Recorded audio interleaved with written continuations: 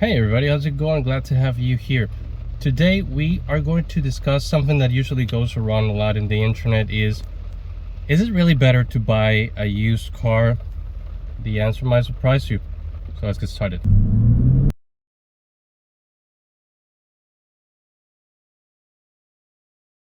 Alright, so the reason why I asked that question, and I know somebody is already in the comments down below typing that I'm wrong, but hear me out.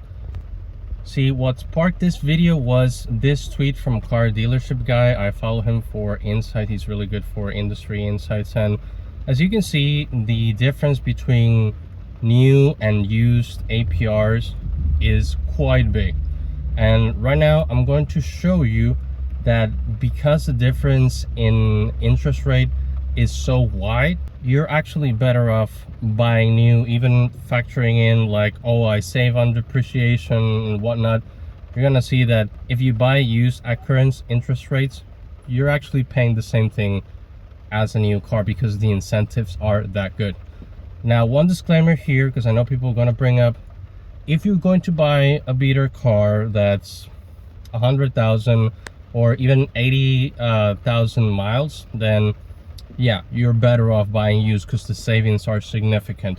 What I'm talking about is people who buy certified pre-owned cars or cars that are like 15 to 30,000 miles. That's the example that I'm going to pick. All right, now in order to show you what I mean, we're going to be using the auto loan calculator. This is something that I described in another video that's very useful if you want to figure out what your payment is going to be before actually showing up at the dealership.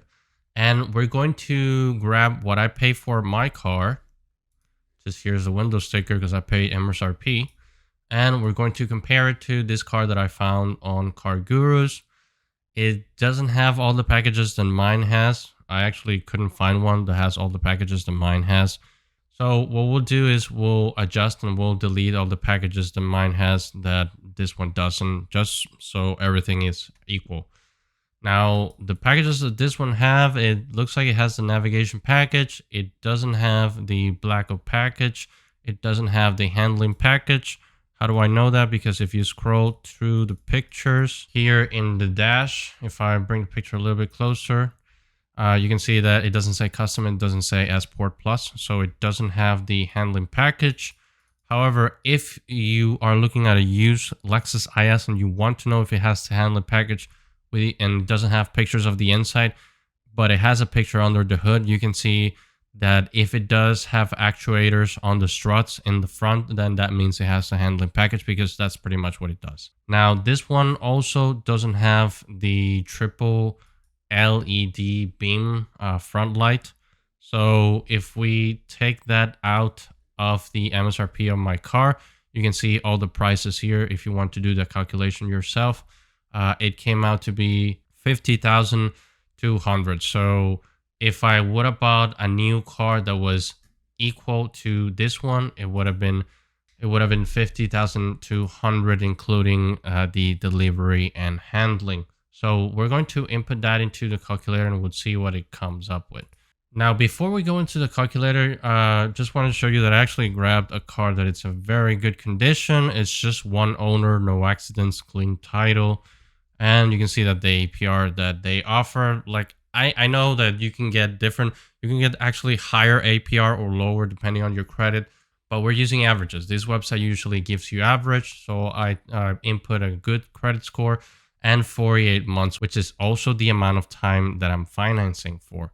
So if we go into, let's do the used car first. So it's 46,070.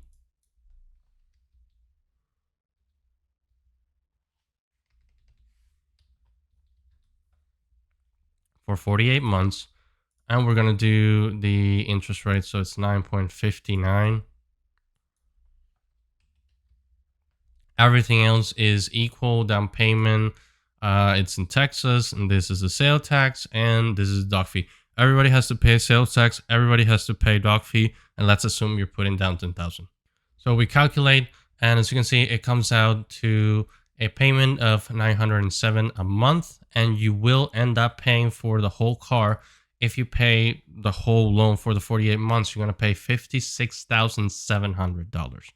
Now, let's try with price of a brand new car, which would be $50,200. That's going to do the same 48 months, but we're going to use the interest rate that I got. And we'll calculate. And you're saving a grand total of $700. You save $700 for buying a used car. I know it has 10,000 miles. It's a Lexus. It's probably a great car to have. The argument that I'm trying to make here is not against used cars. What I'm saying is it's never black and white, especially in a market like we are today when dealerships are offering subvented rates, are offering you rebates. You're not going to get rebates when you buy a used car. You're not going to get subvented rates when you buy a used car.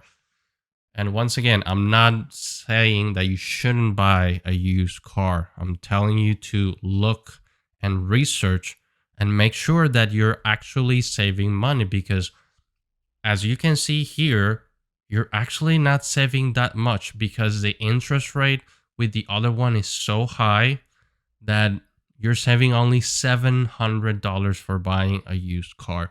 So that depreciation that you would have avoided, you're actually taking it in because you're financing at a much higher rate. And I know if you pay cash for the car, it's going to be significantly cheaper, of course, in this case. But let's face it, not a lot of people are actually paying cash. So if you're financing, this is the result you're going to get. So there you have it. What are your thoughts on it? Do you think it's better to buy used all the time and you would never buy a new car? Let me know in the comment sections down below. I like to know what people have to say about these subjects after seeing those numbers. Don't forget to subscribe, leave a like. I'm a small channel. It really goes a long way if you subscribe and leave a like if you like my content. I'll see you in the next one.